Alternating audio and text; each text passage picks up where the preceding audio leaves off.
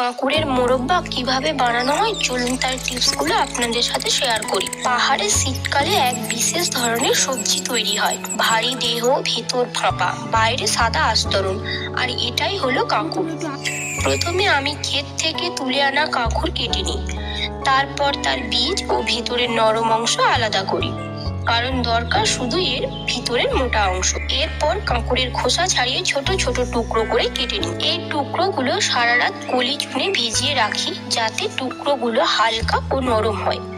পরের দিন সকালে এগুলো পরিষ্কার জলে ভালো করে ধুয়ে নিই, তারপর সেগুলি গরম জলে প্রায় 5 মিনিট সেদ্ধ করি, ফলে টুকরোগুলো আরো মোলায়েম হয়ে ওঠে। এরপর কাঁকুড়ের টুকরোগুলো টানা 2 দিন চিনির মধ্যে রাখি, এর ফলে টুকরোগুলো স্বচ্ছ ও মিষ্টি হয়। শেষ ধাপে এগুলি চিনির সঙ্গে ধীরে ধীরে ফোটানো হয়, চিনি শুকিয়ে আসে আর টুকরোগুলো হয়ে ওঠে টান টান আর শক্ত। এভাবেই তৈরি হয় কাঁকুড় থেকে বানানো প্রাকৃতিক মিষ্টি। লাইক করো, সাবস্ক্রাইব করো আর একটি সুন্দর কমেন্ট করতে ভুলে যেও না।